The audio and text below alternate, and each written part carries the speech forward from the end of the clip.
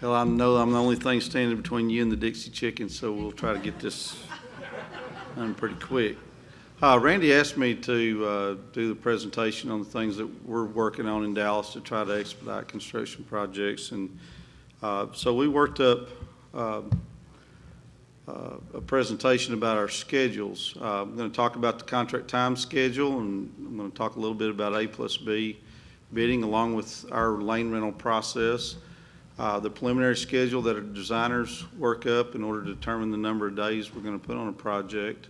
The project baseline schedule, which is determined by the contractor, the monthly progress update schedule, and the time impact analysis. Now, the FHWA definition of contract time is the maximum time allowed in the contract for completion of all work contained in the contract documents. When contract time is too short, impacts on bid prices for inefficiency to schedule resources, to procure materials, et cetera, drive the price of the project up. So we need to be careful and ensure that we put enough time on a project when we put it out for bid.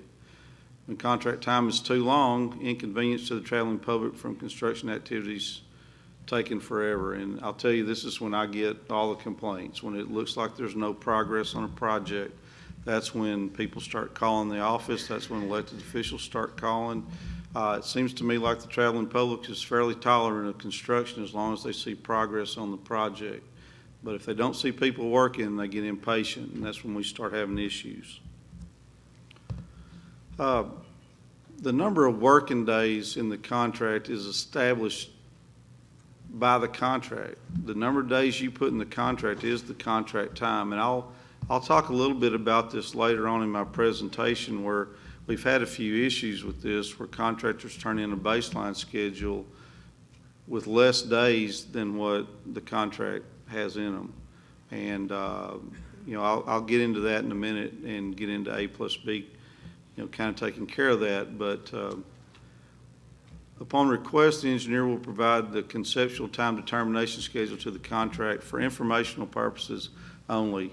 And I've had contractors try to use that, well, you determine this or that, or well, you didn't follow this sequence of work.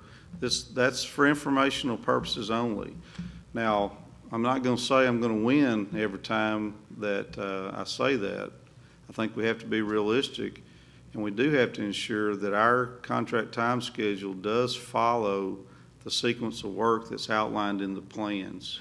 So be careful about that. I've had some situations where we did a contract time determination, and then for some reason before the job let, we may have changed the sequence of work, or we may have changed the way that we wanted the project built, and we didn't go back and change that schedule. Now, I'm going to hold my own on this and say that right there says it's not part of the contract, and it's not. But at the same time, it's an argument I don't want to have. We need to make sure we're taking care of business, and that schedule that we work up is realistic and follows the sequence of work that's outlined in the plans. Just guidelines based on full evaluation of all factors of the project. The complexity of the project, you need to take that into consideration. Typical contractor organization likely to bid on the project. If we're building in downtown Dallas and it's a $150 million job, there's a certain contractors that are going to bid on that work. If it's an overlay job or an off-system bridge project, there's contractors that are going to go after that work. They don't all have the same resources, manpower, or equipment. So you have to take that into account when you're doing your schedule. The sequence of construction, as I mentioned earlier, traffic impacts, which is huge in a metropolitan area, local field and weather conditions, and the overriding factor is the project completion urgency. If there's some sense of urgency to get this job built fast, then you need to take that into consideration with your schedule. But you also need to take that in consideration with your budget, because it's going to cost more money to do it. Essential elements, scope of work, established production rates, and Joe sent us out some updated production rates just recently. You need to always try to keep that up to date, and if you can keep track of that in your own district, I think that's important too, rather than trying to use some sort of statewide database. Statewide's good, but track that in your own district too if you can. uh, adaptation of rates for a specific project, and then establish constraints, procurement of fabrication of long lead times. If you got steel beams or something specialized, it's going to have to be fabricated after the contract's awarded and needs shop drawings approved and those kind of things. You're going to have to take that into consideration in your time schedule. I can remember one time we were just closing the FM road down during the summer to get a bridge built in 90 days so it'd be back open by the time school started. And that contractor elected to plywood form that bridge because he didn't want to wait on fabrication of panels or metal deck forms. He didn't want to wait on us to approve the shop drawings or get an engineer to work up the shop drawings, so they can make those decisions on their own. But you need to realize, just a normal course of work, that there is going to have to be time allocated for that type of stuff. The needs of adjacent businesses and communities that will impact the work. If you're near a shopping mall, Christmas shopping season, that's critical to the locals. I think in the Salado issues, and now we've got legislation on us that we can't close certain roadways during certain times of the year because of that. So you have to take that into consideration. Restrictions on nighttime work. If you're working in neighborhoods or things, then we're not going to let you work at night. And I would say restrictions on daytime work. Traffic restricts us from closing lanes during the daytime in the Dallas metro area. So most of our work has to be done at night. And your production rates at night are probably not going to be as good as they might be if you're out, in the middle of nowhere just with a long stretch to work on. So you have to take that into consideration. High-profile events. The Horseshoe Project was built right in the shadow of the American Airlines Center there in Dallas, so we had to coordinate with the Stars and the Mavericks and all the things that go on at the American Airlines Center to ensure that we didn't have a full closure of the freeway, right when the Mavericks are about to let out. Or the way the Mavericks play now, the traffic probably wouldn't be real bad, but you just never know what you might run into. You got to look ahead at those kind of things. And the sequence of work to avoid obstacles such as utilities or oil wells. I think Dwayne threw that in there. We've got a project on State Highway 31 bypass around Corsicana right now, where it's one of the oldest oil fields in the state of Texas. And we're having some issues trying to mitigate those oil fields. And so because of that, we set the sequence of work up so that we would build the project in a manner that would allow our right-of-way people to resolve those oil well issues before the contractor got to that part of the work. So look ahead, think ahead, and try to set your sequence of work up in that way. Consider impacts of lane closure restrictions on the schedule and the logic. If you're not going to allow any lane closures at all during the daytime, they all have to be at night, you're going to have to take that into consideration. If you're somewhere where you can work day and night, take that into consideration. Calendars. Allow contractors flexibility to work 6 days. I had an argument years ago with my old area engineer, and he was a good guy, but he was pretty hard-headed. I said, a 5-day calendar punishes a contractor. It really does, because if it rains on Wednesday, they're going to get charged on Wednesday. If they don't work on Saturday, they're not going to get charged. But if they work on Saturday, I'm going to charge them on Wednesday and on Saturday. I'm really punishing them. What I'd really like for them to do is work 5 days a week, but if they get rained out during the week, I'd like for them to work on Saturday and make up that day they missed because of weather, but it really charges them an extra day. And I couldn't get that point across. I'm still not sure. I think I'm right on that, but I couldn't ever get that across. But kind of what I like to do is set up a 5-day calendar or a 6-day calendar. Let's just say we do a 5-day calendar and we decide it's going to take 24 months to build a job. Well, use the 24 months, but give them 6 days a week to work. And that's kind of what I like to do. That way they have some flexibility to make that day up during the week on Saturday if they get rained out. He had the idea that if you charge them on Saturday, they're going to work every Saturday, but that doesn't necessarily work out that way. And then effects from adjacent projects. If you've got projects going on around you or with, God forbid, within your limits, but we deal with that all the time with other work, city work or something going on within the limits of our project, you better take that into account on your schedule. We utilize lane rental fees in Dallas. I think it's very effective, and we'll set up a bank balance based on our sequence of work for lane closures and total freeway closures if necessary. And we'll figure that out, what we think a reasonable amount of money, and it's monopoly money, it's not real money, to put into that bank balance. But every time that contractor closes a lane down, we're drawing that monopoly money out of that account. So he has to be efficient about closing lanes. You know, I don't know how many times I get calls saying the contractor's got a lane closed out here and there's nobody working. I don't see a soul out here. Well, sometimes that's accurate, sometimes it's not, but I want to make sure they're planning right. And if you're charging them out of that bank balance and you're drawing that bank balance down, they're going to pay attention. Because when that bank balance goes to zero, that's going to be real money out of their pocket. It's going to be liquidated damages. The other thing I like about lane rental is if you go into that peak hour, which is never allowed, that time period A, which is the morning peak, and we'll define that in the contract, in the evening peak. If you keep a lane closure up into that peak, it's going to be real money. It's not coming out of that bank balance. We're charging you LDs right then. And so on the Horseshoe project, that $800 million design build job, not one single time did they ever go into the peak hours with a lane closure. They planned accordingly because it was a lot of money and they didn't want that money hitting them, and they have to report liquidated damages on their next contract. So they do not want to have to do that. So they took the appropriate action to make sure that never happened.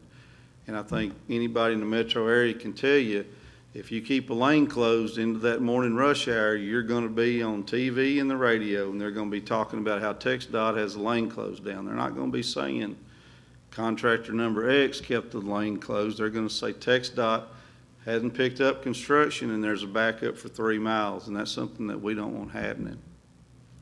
The time period B is midday, which will allow that, and we'll restrict it, but we'll still put a dollar value on it, and it's based on road user cost. And the bill back there at CTR helps us out with determining what those road user costs are based on the traffic volumes at different times of the day. And then C and D are nights and weekends, and so there's different values placed on those lane rentals at those times too. But it's never zero. There's always some sort of charge coming out of that bank balance for having the lane closed, and it's something that they need to plan accordingly.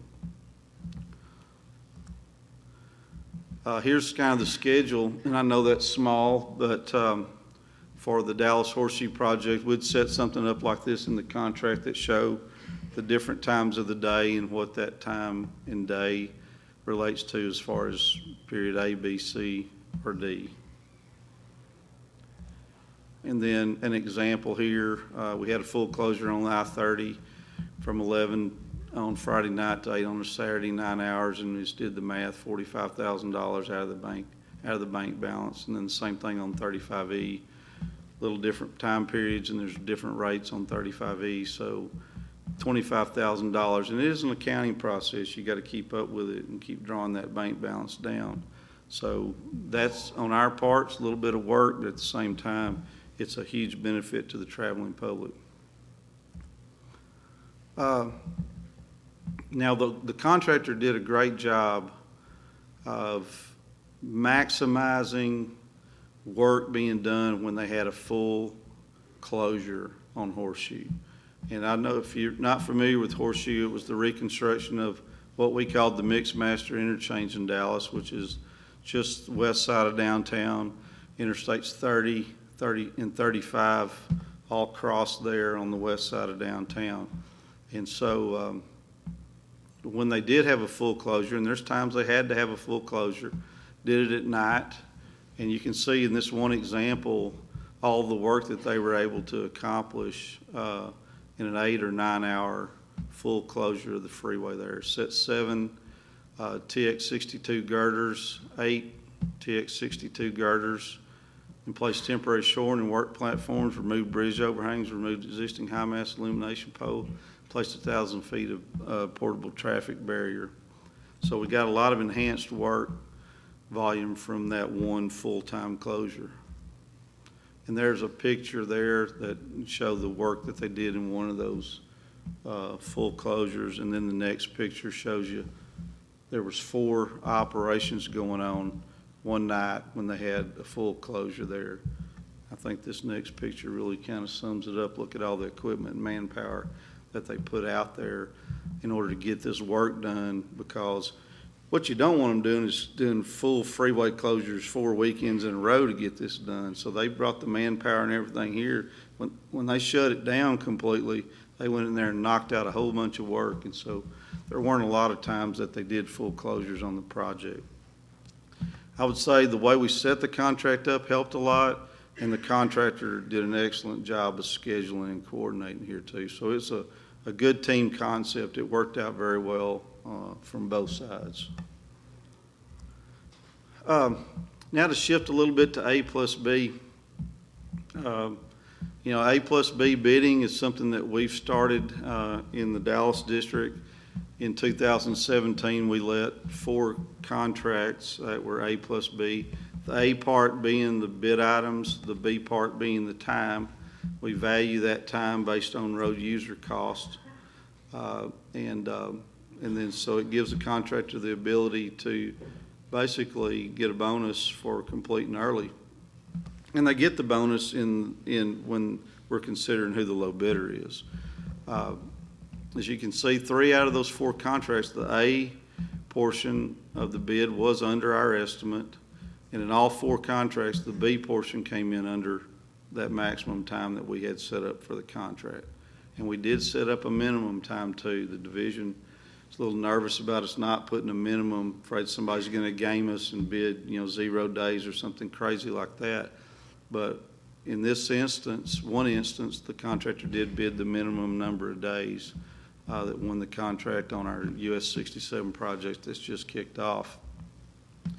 The competitive bidding yields the optimization of costs plus time savings. So it finds that sweet spot between spending money to get it built faster, and it lets it be competitive. And Dwayne's been setting up our director of construction. We've been meeting with we've got 6 contractors that do the lion's share of our design bid build work. And so every other month we're having kind of a round table with them, with staff and their engineers, and just having discussions, and they bring their project managers in. And I got to ask the question, well, why are y'all doing this A plus B? And I kind of explain, this optimization of time versus money. And we let a project on what we call Lowest Stemmons, which is right there by the American Airlines Center.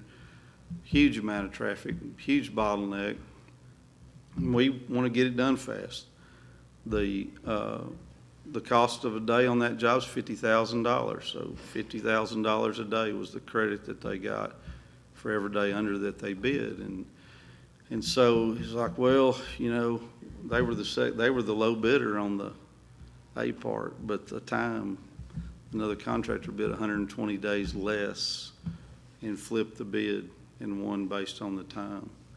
And we had the discussion about, well, everybody else bid about the same number of days. They went way under. And I'm like, yeah, well, in that area, that's obviously worth it. And so he kind of said, well, good luck with that. I'm like, well, you're saying that to the wrong person. It's the contractor that's going to be responsible, because if they don't get it done in time, they're going to pay $50,000 a day. I'm sure they got a game plan. They're going to knock it out. And that's what it's all about. These guys got to get more competitive on trying to find innovative ways to bring manpower and equipment in and schedule their work in order to knock this out in a timely manner. And this somewhat gives you a little bit of a design build and a design bid build, because it puts that time element in there. And if somebody's very innovative, they can knock that out. Now, we still have a lot of risk in this, because if there's something wrong with the plans, it's going to be a big deal. If there's a utility in the way, it's going to be a big deal. So you have to have a clean project. And knock on wood, going into this one, we think we got a clean project, and it was well worth the risk on our part. And then our staff has to realize if something does come up, it's, you got to be Johnny on the spot, and we got to get issues resolved quick, because there's a $50,000 a day cost out there to us too if it's delayed. The road users and the traveling public benefit from both the time and the cost savings. Now the baseline schedule, and this is where, this is prepared by the contractor and reviewed by TxDOT staff for compliance. must include all work in the contract, must follow the traffic control plan, must have proper calendars, including added weather days, holidays, etc. Clear and logical critical path, long lead times for fabrication of beams and things like that need to be included, and it has to use the full number of contract days. That's our interpretation. Now, there's contractors that don't agree with us on that, and you know, we get to a point where we really have a standoff.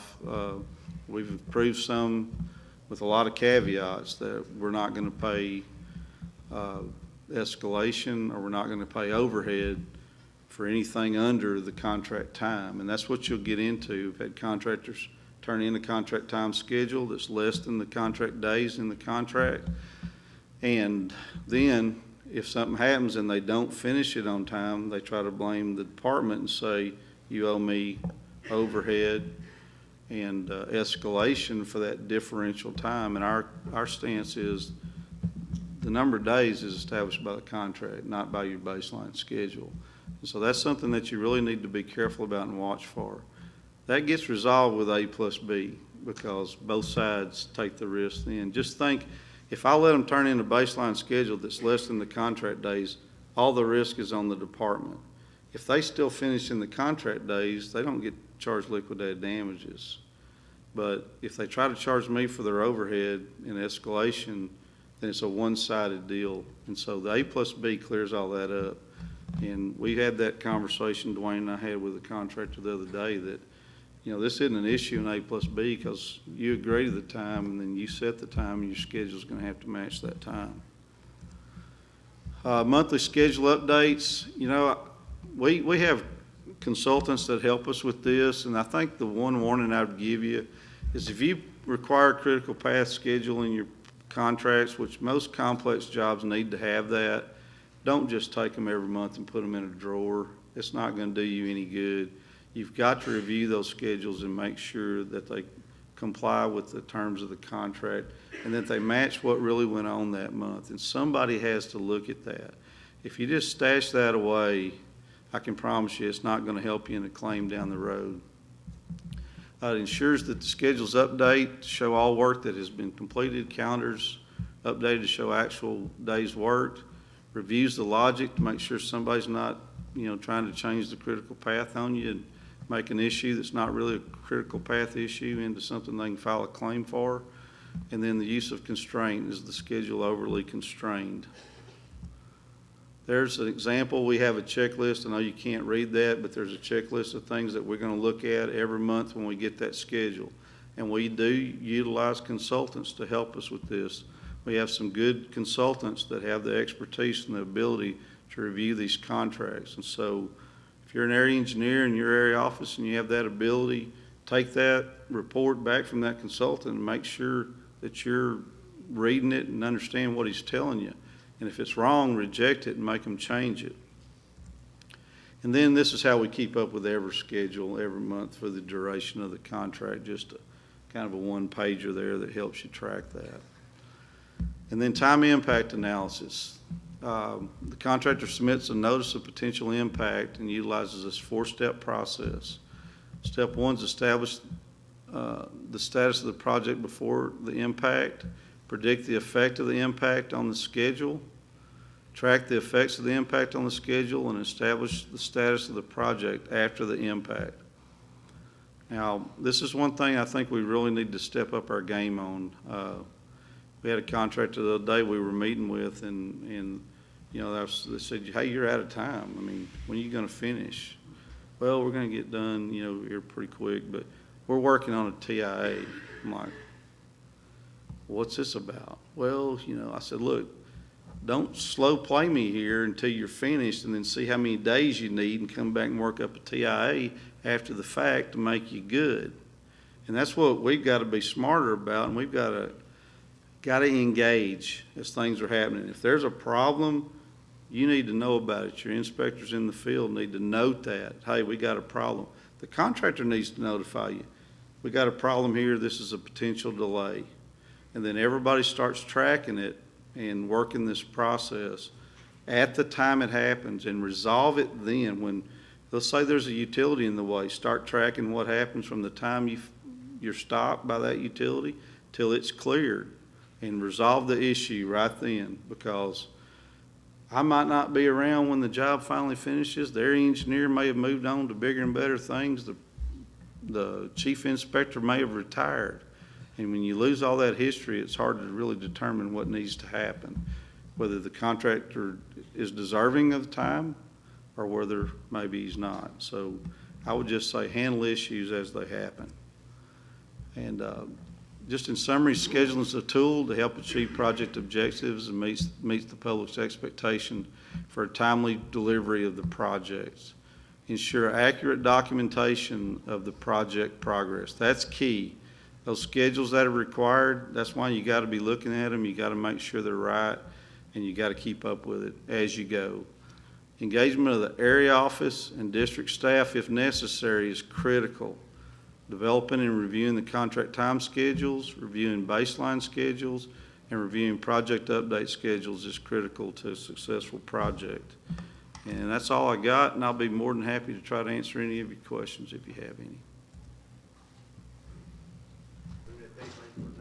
Right. There's a delay of 10 days. That's clearly our fault, the department's fault. Right. You are saying, from what I gather, that he is not entitled for extended site conditions for those 10 days. Well, I mean, I think we could argue about it till the cows come home. A plus B will resolve that issue, because in A plus B, you set the time, and then we're both responsible.